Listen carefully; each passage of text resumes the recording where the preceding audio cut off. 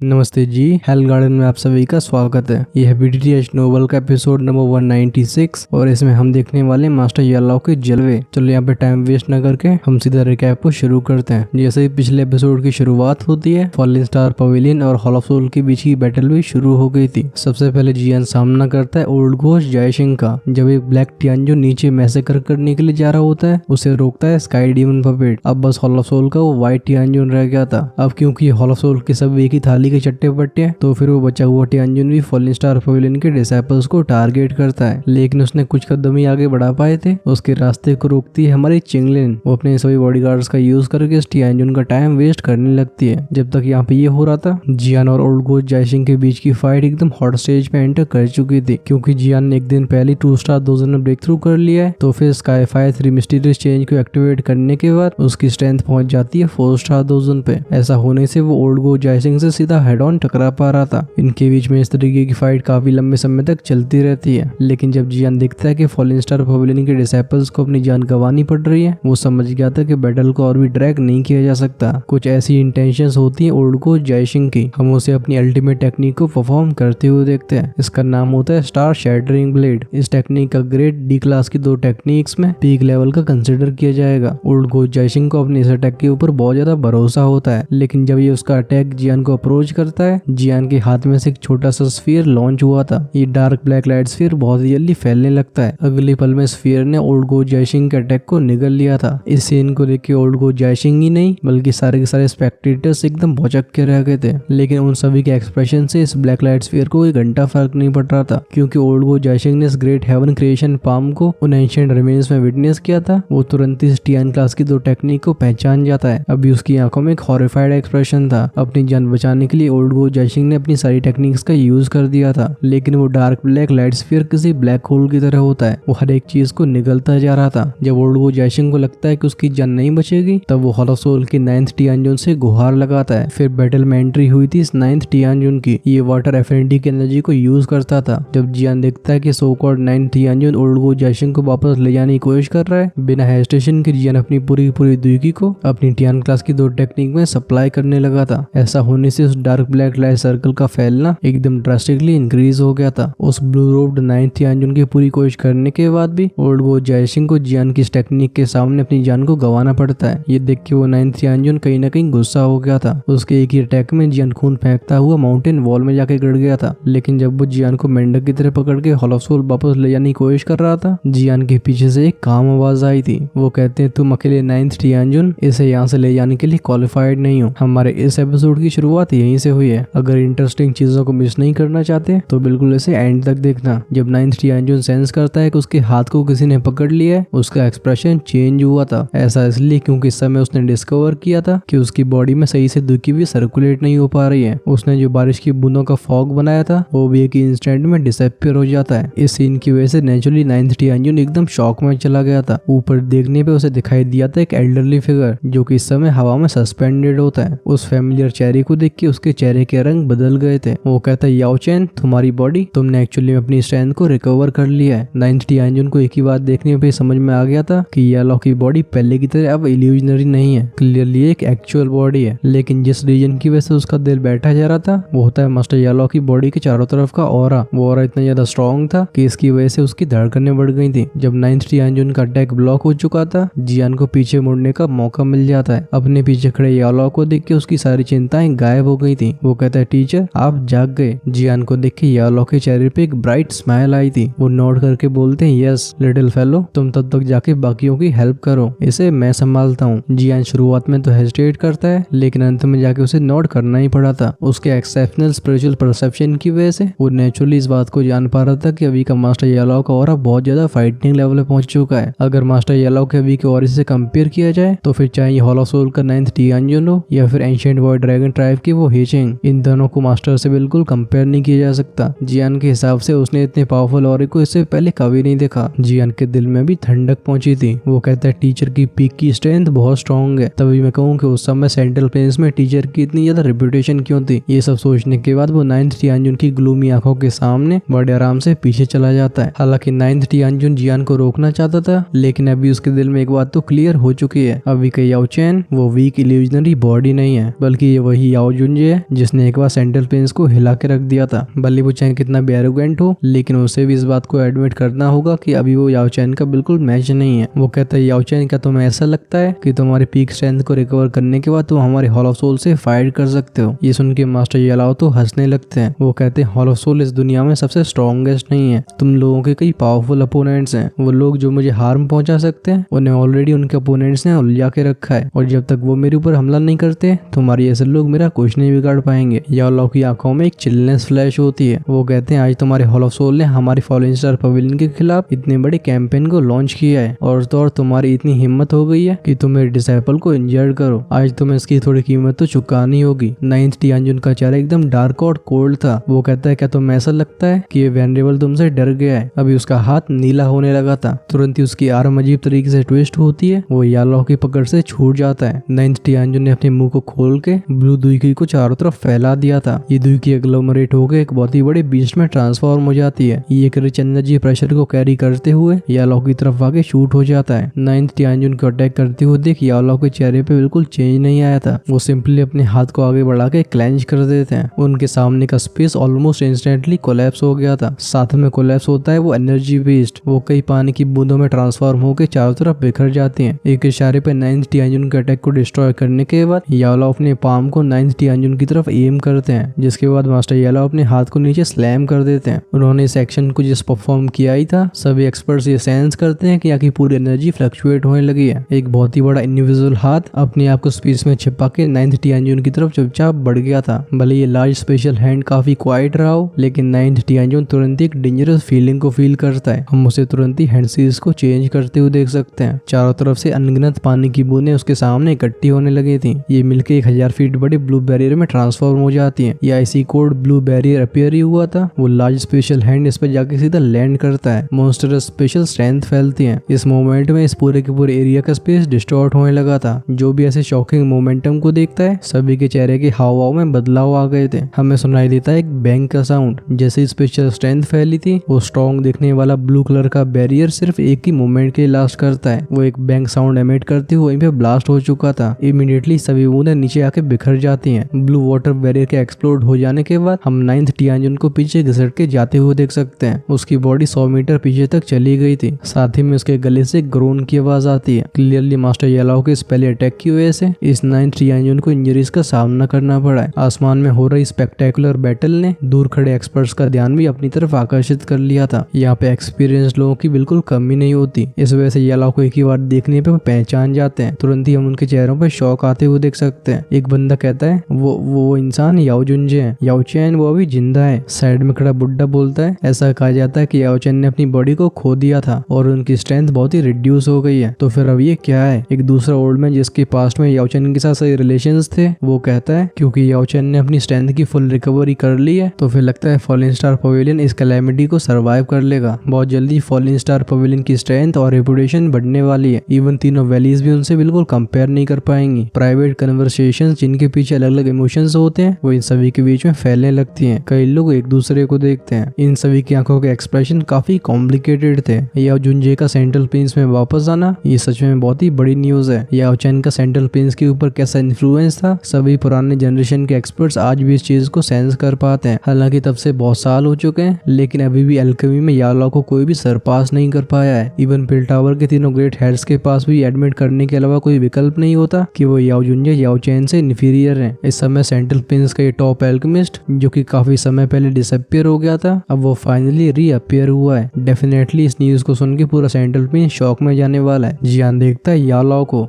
जो बैटल को एकदम डोमिनेट कर रहे हैं। उसके चेहरे पे एक हल्की सी स्माइल आई थी, क्योंकि अब याओलाओ ने अपनी फुल स्ट्रेंथ को रिकवर कर लिया है। तो फिर फॉलिन स्टार पवेलियन के फ्यूचर में हॉल ऑफ सोल के बदले की चिंता करने की आवश्यकता नहीं होगी। आफ्टर ऑल भले हॉल ऑफ सोल स्ट्रॉन्ग हो, लेकिन उनकी इसी स्ट्रेंथ की वजह से उन्हें काफी कॉम्प्लिकेशंस का सामना करना पड़ता है। कुछ पीक लेवल के एक्सपर्ट्स जस्ट अटैक नहीं कर सकते, और जब तक वो पीक एक्सपर्ट्स एक्शन नहीं लेते हैं, फॉलिन स्टार पवेलियन सेफ है। जब ये सब थॉट्स उसके दिमाग में चल रहे होते हैं, आसमान में से बैंग वाली मफल्ड साउंड सुनाई देती है। जियान जिसने इस चीज को सेंस किया था, फटाक से उसकी आंखें जाती हैं आसमान की तरफ। जियान की भौहें सिकुड़ जाती हैं। वो देखता है कि उसका स्काई डीवन पपेट उस ब्लैक टियानजुन के हाथों से लगातार मार खा रहा है। इवन उसकी हार्ड बॉडी में कई डेंट्स अपीयर हो चुके हैं। क्लियरली स्काई डीवन पपेट की अभी की स्ट्रेंथ को देखते हुए उसके लिए ब्लैक टियानजुन का सामना करना थोड़ा सा डिफिकल्ट है। स्काई डीवन पपेट की बैटल को कुछ समय तक देखने के बाद उसकी नजरें जाती हैं चिंगलिन की तरफ। जैसे ही वो चिंगलिन और व्हाइट टियानजुन के बैटल के सीन को देखता है, उसके चेहरे पे स्टटर्ड एक्सप्रेशन आता है। जो उसने एक्सपेक्ट किया था कि चिंगलिन अभी खतरे में होगी, वैसा कुछ तो अपीयर नहीं होता। बस उसे एक बहुत ही इंटेंस बैटल दिखाई देती है। दोनों फिगर्स वायलेंटली एक दूसरे से कोलाइड हो रहे थे। ह्यूमन फिगर्स फ्लैश होते हैं, शॉकिंग एनर्जी रिपल फैलती है। जियान ने अपनी आंखें नैरो करी थी। वो सेंस करता है कि अभी की चिंगलिन का ऑरा काफी ब्रूटल हो चुका है। वो कहता है ये ऑरा ये एंशिएंट हेवन सरपेंट का है। उसने इस तरीके की फीलिंग को अभी कुछ समय पहले केव में एक्सपीरियंस किया था। इस वजह से जियान तुरंत ही समझ जाता है कि चिंगलिन ने एंशिएंट हेवन सरपेंट की पावर को बोरो किया है। वरना चिंगलिन की करंट स्ट्रेंथ को देखते हुए भले वो triple Z green snake flower peoples को पोजेस करती हो, तब भी वो व्हाइट टियानजुन से इस तरीके से फाइट नहीं कर सकती। जियान की आंखें फ्लिकर हुई थी। वो कहता जब तक ये ब्लैक और व्हाइट टियानजुन यहाँ पे रोके जाते हैं, हमारे लिए कोई बड़ी परेशानी खड़ी नहीं होनी चाहिए। जैसी ओल्ड फैंग और लिटिल फेट डॉक्टर के ग्रुप की स्ट्रेंथ है, वो हॉल ऑफ सोल के बाकी के एक्सपर्ट्स को अटैक करने से रोक लेंगे। वो सोचता है क्योंकि चिंगलिन की साइड में गेम एकदम मस्त चल रहा है, तो फिर उसे ब्लैक टियानजुन के ऊपर हमला करना चाहिए। उसके और स्काई डीवन पपेट के साथ में काम करने से इस ब्लैक टियानजुन के पास और भी कहीं ध्यान देने का मौका नहीं होगा। लेकिन भले ही सिचुएशन ऐसी हो, फिर भी फॉलन स्टार पवेलियन के डिसेप्टर्स की डेथ्स बढ़ती रहेंगी। चीजों को लंबे समय तक खींचा नहीं जाना चाहिए। जब जियान इस चीज के बारे में चिंता कर रहा होता है, मास्टर येलो ने भी किसी चीज को सेंस कर लिया था। उनकी नजरें जाती हैं नीचे। अब स्टार रियल्म के अंदर ब्लडी सैंड फैल चुका है। उनकी आंखों में एक कोल्ड ग्लिंड फ्लैश हुआ था। वो हाथ को क्लेंच करते हैं। एक बहुत बड़ा स्पेशल हैंड दोबारा अपीयर होता है। इसे ब्लैक और व्हाइट टियानजुन की तरफ स्मैश कर दिया जाता है। आखिर वो ब्लैक और व्हाइट टियानजुन जो कि स्काई डीवन पपेट और चिंगलिन से उलझे हुए थे, वो इस अटैक को एंटिसिपेट करते हैं। इस वजह से अटैक के पास आ जाने के बाद ही वो इस पे फोकस कर पाते हैं। उन दोनों के चेहरे तुरंत ही गैसली व्हाइट हो गए थे। वो फ्राइटनिंग स्पेशल स्ट्रेंथ उन्हें बहुत ही डेंजरस फीलिंग देती है। फाइनली वो इनॉर्मस स्पेशल हैंड ब्लैक और व्हाइट टियानजुन की बॉडी से जाके टकरा जाता है। सभी को दो ग्रग की साउंड सुनाई दी थी। सभी की आंखों के सामने दोनों पावरफुल टियानजुन्स काफी अमाउंट में मुंह से खून फेंकते हैं। उनकी बॉडी मीटोड की तरह आसमान से नीचे आती है। फाइनली वो जमीन में घुस गई थी। 1000 फीट बड़ी गली क्रिएट होती है। जब दूर खड़े एक्सपर्ट्स देखते हैं कि ये ब्लैक और व्हाइट टियानजुन्स याओ चैन के एक भी अटैक को झेल नहीं पाए, उन सभी ने ठंडी सांसें भरी थी। ब्लैक और व्हाइट टियानजुन को एक पाम में दूर फेंक देने के बाद याओ हवा में कई पाम अटैक्स को शूट करते हैं। उनके ये पाम अटैक्स जो कि हवा में स्मैश हो रहे थे, इनके अंदर की स्पेशल स्ट्रेंथ से जो भी हॉलो सोल का एक्सपर्ट कांटेक्ट में आता था, हम उसे तुरंत ही ब्लड फॉग में ब्लास्ट होते हुए देख सकते हैं। इवन उनकी हड्डियां भी नहीं रहती। याओ के ऐसे रूप को देख के हॉलो सोल के एक्सपर्ट्स फाइनली टेरिफाइड हो जाते हैं। पैनिक की वजह से वो चारों तरफ भागने लगे थे। अब किसी की स्टार रियल में रहने की हिम्मत नहीं होती। जब वो 9th टियानजुन देखता है कि हॉलो सोल को कितने टेरिबल लॉस का सामना करना पड़ रहा है, उसकी आंखें एकदम ग्लूमी हो चुकी थी। याओ चैन की अपीयरेंस की वजह से सिचुएशन पूरी तरीके से हाथ से बाहर जा चुकी है, लेकिन उसकी इस तरीके से गिव अप करने की बिल्कुल इच्छा नहीं थी। 9th टियानजुन ने गहरी सांस लेता है। वो कहता है याओ चैन, तुमने जस्ट अभी अपनी स्ट्रेंथ को रिकवर किया है, तुम्हें तुरंत ही से अनलीश करने में परेशानी होने वाली है। ये वेनरेबल भी देखना चाहता है कि तुम अपनी स्ट्रेंथ पर रिलाई करती हो, क्या फॉलन स्टार पवेलियन को रेस्क्यू कर पाते हो। ये कहने के बाद उसने हैंडसीज को चेंज करना शुरू कर दिया था। जैसे जैसे उसके हाथ हैंडसीज को चेंज कर रहे थे, उसके साइड का स्पेस फ्लक्चुएट होना शुरू हो गया था। तुरंत ही वहाँ पे एक स्पेशल क्रैक लाइन अपीयर हुई थी। जिस मोमेंट में क्रैक लाइन ओपन हुई थी, इस क्रैक लाइन के अंदर से एक बोन चिलिंग ऑरा रिलीज हुआ था। जब मास्टर येलो इस चिलिंग ऑरे को सेंस करते हैं, उनकी आईब्राउज भी ट्विच होने लगी थी। वो कहते हैं 8th टियानजुन, हाँ जैसे जैसे वो स्पेशल क्रैक लाइन और भी बड़ी हो रही थी, वो आईसी बोन चिलिंग ऑरा और भी डेंस होता जा रहा था। हम उस स्पेशल क्रैक लाइन में से एक व्हाइट फिगर को बाहर निकलते हुए देख सकते हैं। फाइनली इसने अपने आप को सभी के सामने रिवील किया था। सभी को इस नए मेहमान की इंडिफरेंट आवाज सुनाई देती है। वो कहता है 9th, अनएक्सपेक्टेड बात है कि तुम्हें स्पेशल जेड पीस का यूज करना पड़ा। 9th टियानजुन की आईब्राउज नीट हो जाती हैं। वो कहते हैं हम्प, तुम ज्यादा बकवास ना करके एक बार अपोनेंट को देखो। 9th टियानजुन के शब्दों को सुन के वो व्हाइट फिगर अपने सर को ऊपर उठाता है। इस बंदे का चेहरा और बाल दोनों ही सफेद होते हैं। इवन इसकी आंखें भी एकदम सफेद थी। इन्हें देख के कोई भी एक्सट्रीमली आइसी कोल्ड फील करेगा। ये एक बार देखने पे कोई बर्फ का टुकड़ा लगता है। उस व्हाइट फिगर की नजरें पॉज होती हैं याओ की बॉडी पे, जो कि थोड़ी सी दूरी पे ही खड़े थे। वो स्टार्टर्ड होके कहता है याओ चैन। तभी ऐसा लगता है जैसे उसने किसी चीज को सेंस किया था।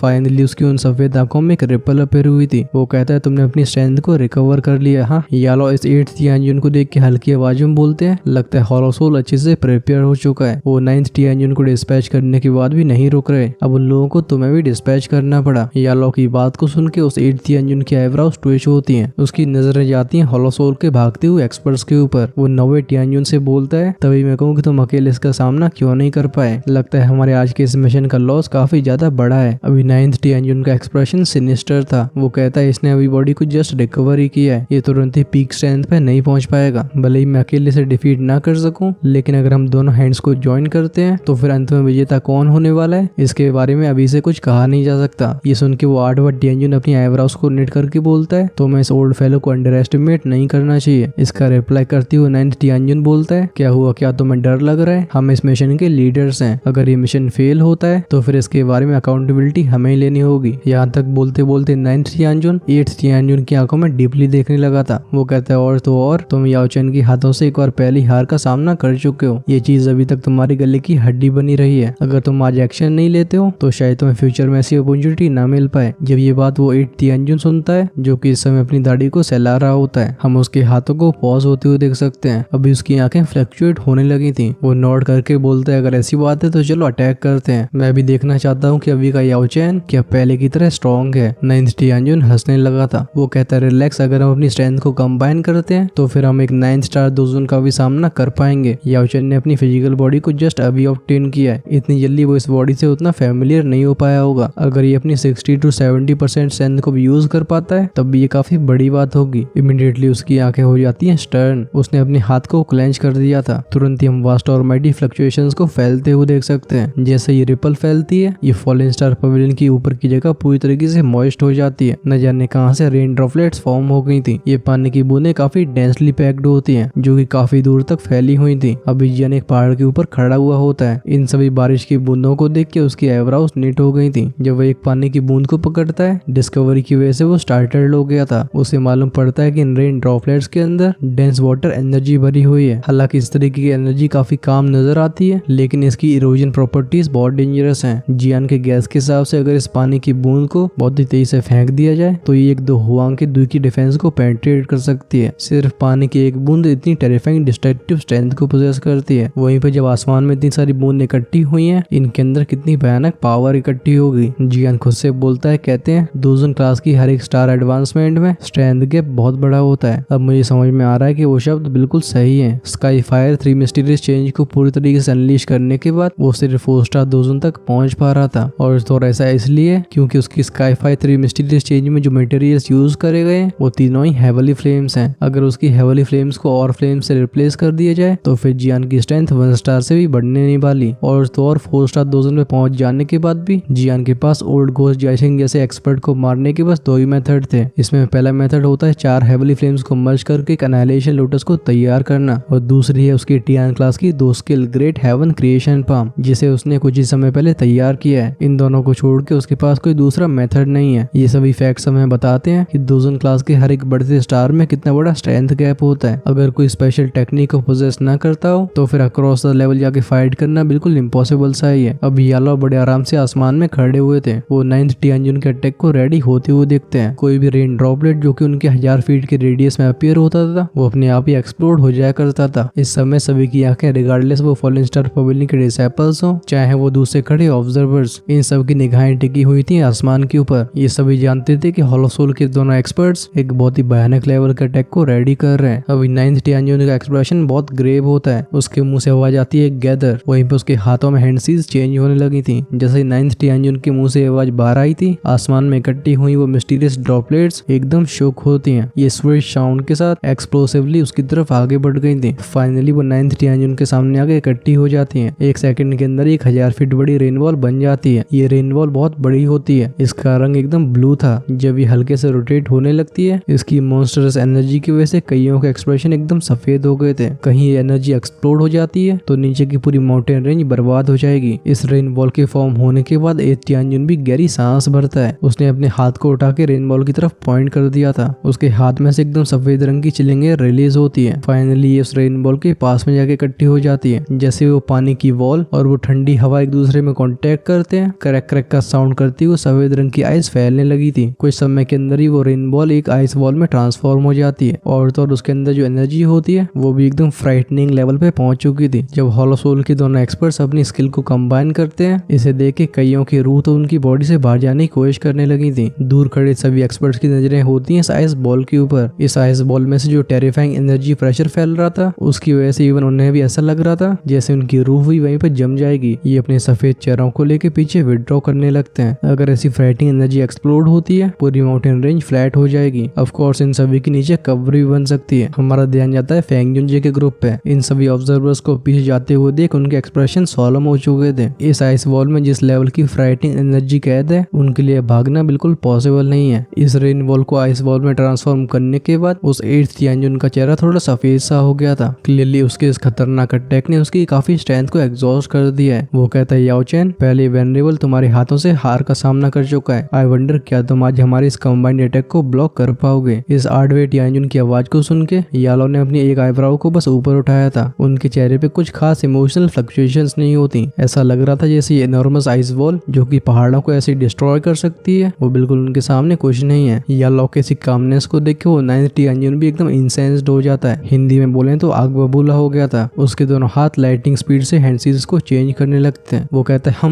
मैं भी देखना चाहता हूँ कि तुम कब तक स्ट्रॉन्ग बनने की एक्टिंग करते रहते हो। हैंड सीरीज को चेंज करने के बाद उसका मुंह तुरंत ही लाल हो जाता है। तुरंत ही उसके मुंह से खून बाहर आया था। ये शूट हो जाता है एनॉर्मस आइस वॉल की तरफ। उसकी डोमिनेंस से भरी आवाज आसमान में गूंजी थी। वो कहता है रेन हेवन इरोजन। इन दोनों बुड्ढों ने अपने हाथों को आगे बढ़ाया था। वो एनॉर्मस बॉल ट्रेम्बल होती है, जिसके बाद ये रोटेट होने लगी थी। अंत में जाके रंबलिंग साउंड के साथ यालो की तरफ शूट हो जाती है। इसकी स्पीड एकदम लाइटनिंग जैसी होती है। जब ये एनॉर्मस आइस बॉल आगे बढ़ रही थी, इसके आसपास का स्पेस तुरंत ही बिखरता जा रहा था। हम आसमान में 1000 फीट बड़े स्पेशल क्रैक को अपीयर होते हुए देख सकते हैं। इस आइस बॉल की ऐसी डिस्ट्रक्टिव स्ट्रेंथ को देख के वो भाग रहे एक्सपर्ट्स पूरी तरीके से टेरिफाइड हो जाते हैं। अब बस उनकी आखिरी इच्छा ये रह जाती है कि उन्हें इस माउंटेन रेंज से बाहर जाना है। इस बड़ी सी बॉल को आगे बढ़ते हुए देख माउंटेन टॉप पे खड़े हुए जियान के एक्सप्रेशन काफी ग्रेव थे। इमीडिएटली उसकी नजरें जाती हैं यालो के ऊपर, जिन्होंने अभी तक मूव नहीं किया है। उनके शांत एक्सप्रेशन को देख के जियान के दिल को शांति मिली थी। अभी फॉलिंग स्टार पवेलियन के सभी डिसाइपल्स बहुत ही टेंशन में होते हैं। ऐसी टेरिफाइंग स्ट्रेंथ के सामने ये पूरी माउंटेन रेंज भी बहुत छोटी सी लग रही है। वो कहते हैं क्या ही फ्राइटनिंग अटैक है। पवेलियन चीफ क्या इसे ब्लॉक कर पाएंगे? इस समय उनकी पूरी उम्मीद उनके पवेलियन चीफ के ऊपर टिकी हुई थी। इस फ्राइटनिंग आइस वॉल को यालो के पास जाते हुए देख 9th तियानजुन और 8th तियानजुन की आंखें हीटेड हो जाती है। जब ये इनॉर्मस आइस वॉल यालो के 1000 मीटर के रेडियस में एंटर करती है, सभी की नजरों के सामने यालो ऊपर की तरफ देखते हैं। जब 9th तियानजुन का डुओ ये देखता है कि यालो एक्चुअली में इस बॉल को फोर्सफुली रिसीव करना चाहते हैं, उन दोनों के चेहरे पे एक ऐसी कोल्ड एक्सप्रेशन आया था। हाउएवर इनके चेहरे पे स्माइल आई थी, तभी सिर्फ एक आवाज की वजह से इनकी स्माइल वहीं पे स्टिफ हो जाती है। यालो कहते हैं स्टॉप। उनकी सॉफ्ट आवाज बड़े आराम से फैलती है। देख रहे सभी लोग तब स्टन्ड होते हैं जब वो देखते हैं कि याओ चैन के पास आ चुकी आइसी वॉल वहीं पे रुक गई है। पूरा माउंटेन एकदम डेथली साइलेंट था। अभी उन दोनों तियानजुन के चेहरे डल थे। उन दोनों के कंबाइंड अटैक को इवन दोजन क्लास का पीक एक्सपर्ट भी इतनी आसानी से नहीं रोक सकता। यालो अपने हाथ को बड़ी आसानी से उस आइस वॉल के अंदर इंसर्ट कर देते हैं। उनकी शांत आवाज पूरे आसमान में गूंजती है। वो कहते हैं हाँ ये बात सही है कि अभी मैं अपनी पूरी पीक स्ट्रेंथ को अनलीश नहीं कर सकता, लेकिन फिर भी मेरी अभी की स्ट्रेंथ तुम दोनों से डील करने के लिए काफी है। ऐसा इसलिए यहाँ तक बोलते बोलते याओ चैन पॉज होते हैं। उनके चेहरे के एक्सप्रेशन को देख के ऐसा लगता है जैसे कोई बिल्ली चूहे से खेल रही हो। वो कहते हैं ऐसा इसलिए क्योंकि अब मैं दोजन क्लास का पीक एक्सपर्ट नहीं हूँ, बल्कि मैं हूँ एक बेंशेंग। ये बेंशेंग दो सिंपल वर्ड्स सच में 9th और 8th तियानजुन के कानों के लिए तो बड़े बड़े हथौड़े जैसे थे। ये उनके कान के पास जाके ब्लास्ट हो जाते हैं। इस समय ऐसा लग रहा था जैसे उनकी बॉडी की दुखी ने सर्कुलेट करना बंद कर दिया है। उन दोनों के मुंह डब्बे की तरह खुले रह गए थे। दोनों के डल चेहरे देखते हैं उस ओल्ड मैन को, जिसने सिर्फ एक ही हाथ से उस बड़ी सी बॉल को रोक दिया है। बेंशेंग भले ही बाकी के लोगों को ये लेवल काफी अनफेमिलियर लगे, लेकिन 9th और 8th तियानजुन इस नाम से बहुत फैमिलियर हैं। ऐसा इसलिए क्योंकि कई दोजन क्लास के पीक एक्सपर्ट्स के लिए ये लेवल पूरे लाइफ टाइम अनरीचेबल रह जाता है। इस दुनिया के मैक्सिमम एक्सपर्ट्स जो कि दोजन क्लास के पीक पे पहुंचते हैं, वो कभी बेंशिंग बन ही नहीं पाते हैं। रिगार्डलेस फिर चाहे वो कैसे भी ट्रेन कर रहे हो, उन्हें डिस्पेयर के अलावा कुछ दिखाई नहीं देता। ऐसा इसलिए क्योंकि जब तक कोई बेंशिंग नहीं बनता है, तब तक उसके पास दोशेंग बनने की क्वालिफिकेशंस नहीं होती। ये भी कहा जा सकता है कि बेंशिंग दोशेंग बनने के लिए सबसे इम्पोर्टेंट फाउंडेशन है। अगर कोई बेंशिंग में अपने पैरों को नहीं रख पा रहा है, तो फिर शायद उसे जेन्युइन दोशेंग बनने के सपनों को देखना बंद कर देना चाहिए। जहाँ पे दो दी शब्द एक लेजेंडरी चीज है जो कि बस हिस्ट्री में एग्जिस्ट हुआ है,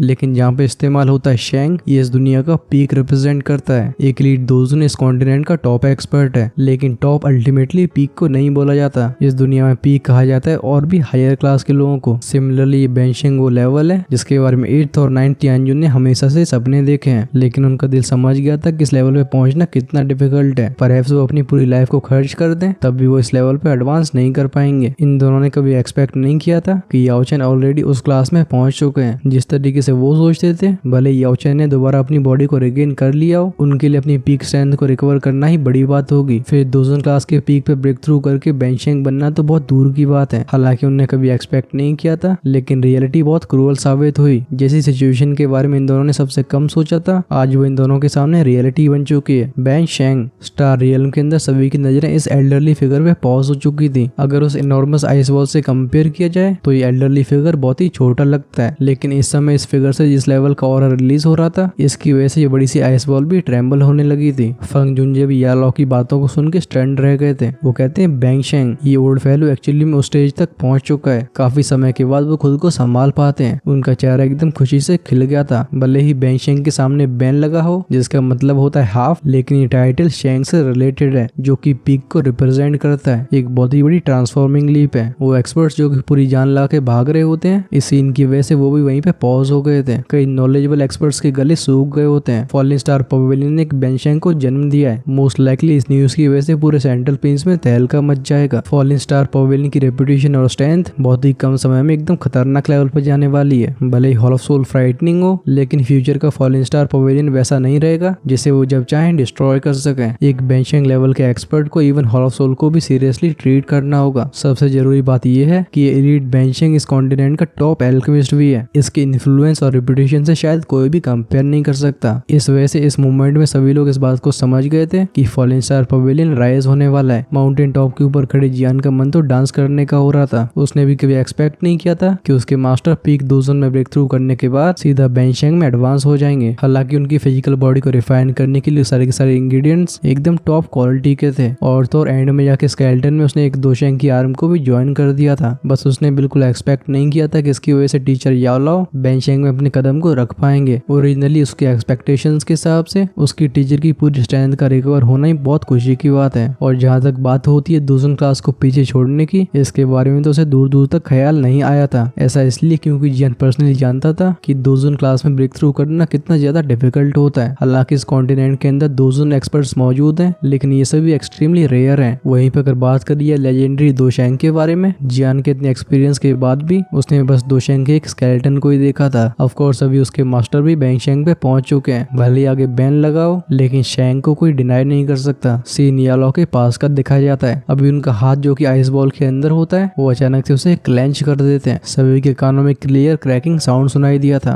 जैसे यालो ने अपने हाथों को क्लेंच किया था, उस टेरिफाइंग एनर्जी से भरी बॉल की सरफेस एकदम ट्रेम्बल होती है। इसकी सरफेस के इस डिस्टॉर्शन को देख के ऐसा लग रहा था जैसे एक बहुत ही बड़ा हाथ इसे पिंच कर रहा है। यालो कहते हैं शैटर। वो आइस बॉल जिसका शेप अभी आइस बॉल की तरह नहीं था, वो एक क्रैकिंग साउंड के साथ बिखर जाती है। इस बॉल के फूटने पे इसके अंदर की एनर्जी एकदम टेरिफाइंग हरिकेन की तरह रिलीज होती है। बस सीन कुछ ऐसा है कि ये बस थोड़ी दूरी तक ट्रैवल कर पाई थी, अचानक से हवा में हॉल्ट पे आती है, जिसके बाद ये चुपचाप से डिस्ट्रॉय हो गई थी। आसमान से नीचे गिर रही आइस चिप्स को देख के इस सीन को देख रहे सभी लोग अपनी सलाइवा को गटकते हैं। वो फ्राइटनिंग अटैक जो कि इस पूरे माउंटेन रेंज को बर्बाद कर सकता था, वो इतनी आसानी से रिजॉल्व हो गया है। यालो के कपड़े भी बिल्कुल मूव नहीं हुए थे। सभी एक्सपर्ट्स एक दूसरे के चेहरे को देखते हैं। इनके दिमाग में बस एक ही बात होती है, क्या एक बेंशेंग ऐसी स्ट्रेंथ को पोजेस करता है? सभी को एक दूसरे की आंखें डीप शॉक से भरी हुई दिखाई देती हैं। ऐसी स्ट्रेंथ है दोजन क्लास को पूरी तरीके से पीछे छोड़ दिया है। सच में से पीक स्ट्रेंथ कहना गलत नहीं है। जब ये आइस वॉल डिस्ट्रॉय हुई थी, इसका सीधा इफेक्ट दोनों तियानजुन के ऊपर होता है। उनकी बॉडी ट्रेम्बल होती है। एट द सेम टाइम उनके मुंह से मफल्ड आवाज बाहर आई थी। दोनों के मुंह से खून बाहर आया था। अभी उन दोनों का ऑरा काफी क्योटिक हो चुका था। क्लियरली याओलाओ ने सिर्फ आइस वॉल को डिस्ट्रॉय नहीं किया है, बल्कि उनकी वजह से इनकी बॉडीज को काफी डैमेज पहुंचा है। हम 8वें तियानजुन को अपने मुंह से खून को पहुंचते हुए देख सकते हैं। उसकी आंखें याओलाओ पे टिकी हुई थी। उनकी आंखों में टेरर और अनबिलीवनेस क्लियरली देखी जा सकती थी। वो पहले भी याओ चैन के हाथ से हार का सामना कर चुका है। उसके लिए अनएक्सपेक्टेड बात यह है कि जब वो दोबारा याओ चैन से मिल रहा है, इस बार इस हार को सिर्फ हार नहीं बोला जाएगा। इस बार याओ चैन ने इन दोनों की बिल्ली ऐसी हालत कर दी है और तो ये डिफीट बहुत ही मिजरेबल है। 9th तियानजुन दांती मीस के बोलता है बेंशेंग, भाई मुझे ऐसा क्यों लग रहा है जैसे ही गाली दे रहा हो। ओके स्टोरी में वापस लौटते हैं। अभी ऐसा लगता है कि कुछ ही देर में वो जेलसी की वजह से पागल हो जाएगा, लेकिन क्योंकि यहाँ तक कल्टिवेट कर पाया है, डेफिनेटली कोई ऑर्डिनरी इंसान नहीं है। वो तुरंत ही अपने इमोशंस को सप्रेस करता है। उसके चेहरे का रंग ग्रे और व्हाइट हो गया था। जैसे ही याओ चैन ने अपने कल्टीवेशन बेस को रिवील करते हैं। वो समझ गया था कि आज का मिशन पूरी तरीके से फेल हो चुका है। अगर याओ चैन अभी दोजन क्लास के पीक पे होते तो फिर इस 9th टियानजुन को उनसे डील करने में काफी परेशानी होने वाली थी, बट वो कम से कम इस तरीके के डिस्पेयर को फील तो नहीं करता। हाउएवर किसी ने सोचा नहीं था कि ये यालो सिर्फ अपनी पीक स्ट्रेंथ तक नहीं पहुंचेंगे, बल्कि वो पूरी दोजन क्लास को पीछे छोड़ के सीधा बैंगशेंग में एडवांस कर जाएंगे, जिसे सभी एक्सपर्ट्स के लिए बहुत ही गहरी खाई माना जाता है। ये क्लास दोजन से पूरी तरीके से अलग है। भले ही वो अभी बैंगशेंग हो, लेकिन अगर दो दोजन के पीक एक्सपर्ट भी हाथ मिला के उनसे फाइट करते हैं तब भी वो यालो का कुछ नहीं उखाड़ पाएंगे। 9th टियानजुन एक गहरी सांस लेता है। वो 8th टियानजुन से डीप आवाज में कहता है 8th लेट्स गो। 9वें टियानजुन की बात को सुन के 8वें टियानजुन की फिस्ट टाइट हो गई थी। उसके चेहरे को अनविलिंगनेस कवर कर लेती है। जब 9th टियानजुन इस बंदे के ऐसे एक्सप्रेशन को देखता है, उसका फेस एक्सप्रेशन चेंज होता है। वो कहता है ये अभी ऑलरेडी बैंगशेंग में एडवांस हो चुका है। अगर हम दोनों अपने हैंड्स को ज्वाइन भी कर लेते हैं तब भी हम उसकी बिल्कुल मैच नहीं है। अगर तुम पीछे रह के अपनी मौत को बुलावा देना चाहते हो तो फिर मैं तुम्हें ज्वाइन नहीं करूंगा। इनके लिए अच्छी बात है कि 8th टियानजुन भी कोई फूल नहीं था। वो अच्छे से समझ चुका था कि आज जीतने का कोई चांस नहीं है। उसके पास नोट करने के अलावा कोई विकल्प नहीं होता है। जैसे वो अपने हाथ को वेव करता है, उसके साइड में एक स्पेशल क्रैक लाइन अपीयर होती है। उनकी बॉडी फ्लैश होकर क्रैक लाइन में एंटर करने लगी थी। इस सिचुएशन को देख के येलो जो कि थोड़ी दूरी पे खड़े हुए थे, उनके चेहरे पे हल्की सी स्माइल आती है। वो कहते हैं क्योंकि तुम यहाँ पे आए हो तो फिर कम से कम कुछ तो पीछे छोड़ के जाओ। उनका हाथ एम करता है उस स्पेशल क्रैक लाइन की तरफ, जिसके बाद वो क्लेंच कर देते हैं। अचानक से सबके कानों में जाती है बूम की आवाज। इधर येलो ने अपने हाथ को क्लेंच किया था, वो स्पेशल क्रैक तुरंत ही कोलैप्स हो जाता है। एक बहुत ही भयंकर सी फोर्स उस स्पेस को पेनिट्रेट करते हुए अंदर चली गई थी। हमारे कानों में दो गरज की आवाजें गई थी। ये मफर्ड साउंड आई थी उस क्रैक के अंदर से। जैसे ये साउंड अपीयर हुए थे, क्रैक लाइन में से दो खून के एरोस बाहर आते हैं। लाइटिंग स्पीड से जा रहे होते हैं यालो की तरफ, लेकिन जैसे इन दोनों ब्लड एरोस ने यालो के 1000 फीट के दायरे में एंटर किया था, वो तुरंत ही धुआं बन जाते हैं। जब ये ब्लड एरोस बिखर गए थे, डिसअपीयर होने से पहले स्पेशल लाइन में से एक आवाज बाहर आती है। ये आवाज थी दोनों टियानजुन की। वो कहता है याओ जुनजे तुम वेट करो, हमारा होलो सोल इस इंसल्ट को बर्दाश्त नहीं करेगा। दोनों टियानजुन की आवाज काफी देर तक हवा में गूंजती रही थी। इस आवाज के अंदर जो दर्द मौजूद है उसे क्लियरली सभी सेंस कर पाते हैं। क्लियरली यालो के पावर अटैक की वजह से उन दोनों की काफी गंदी हालत हो गई है। खैर इन दोनों के जरूर को सुन के यालो बस एक हल्की सी स्माइल करते हैं। बैंगशेंग में एडवांस होने के बाद उन्हें इस कॉन्टिनेंट के पीक एक्सपर्ट्स में से एक कहा जा सकता है। अब वो पहले वाले याओ जुनजे नहीं है। परहैप्स अब उनके नाम के लेने के तरीके को चेंज करने की आवश्यकता है। अब उन्हें कहा जाएगा सेंट याओ याओ चैन। अब तुम्हें इस टाइटल के बारे में कैसा लगता है ये फटाफट से तुम कमेंट्स में लिख के बता दो। ये भी बताना कि एक्सप्लेनेशन कैसी लगी है, सो दैट अगर कोई कमी रह गई हो उसका भविष्य में सुधार किया जा सके। आई नो एंड में जाते जाते रिपीटिशन और डिटेल्स को काफी इंक्रीज कर दिया है, लेकिन फिर भी जहाँ पे चीजें 2 बार रिपीट हो रही थी उस चीज को तुम्हारा भाई ऑलरेडी पहले स्किप कर चुका है। If you want to blame someone then blame the author. मैं तो बस आपके सामने और भी अच्छे से एक्सप्लेन कर सकता हूँ। चलो अब बात कर रही है नेक्स्ट एपिसोड के बारे में। अगले पार्ट में जियान को कोई पुराना जान पहचान वाला मिलने वाला है। अब वो कौन है उसकी मिस्ट्री तो नेक्स्ट एपिसोड में क्लियर होगी। हाँ, लेकिन ये कहा जा सकता है कि अगला पार्ट काफी लाइट होगा। जिन्होंने अभी तक चैनल को सब्सक्राइब नहीं किया है, डेफिनेटली तुम्हें उस रेड बटन को प्रेस करना चाहिए, क्योंकि ऐसा करने से मैजिकली आगे आने वाले वीडियोस बिना किसी परेशानी के आपके पास पहुंचते रहेंगे। है ना एकदम औसम सी बात। आप चैनल की मेंबरशिप को ज्वाइन करके मुझे पर्सनली सपोर्ट कर सकते हो, जिससे मैं आपके लिए और भी अच्छा कंटेंट ला सकूं। चलो यहीं पे हम करते हैं वीडियो को क्लोज। अगर पिछले एपिसोड को मिस कर दिया है तो वो लेफ्ट में शो हो रहा होगा, फटाफट से वहाँ पे क्लिक करके देख लो। राइट में दिखाई देगा नेक्स्ट एपिसोड। हम मिलते हैं वीडियो के उस पार, तब तक के लिए टाटा बाय बाय।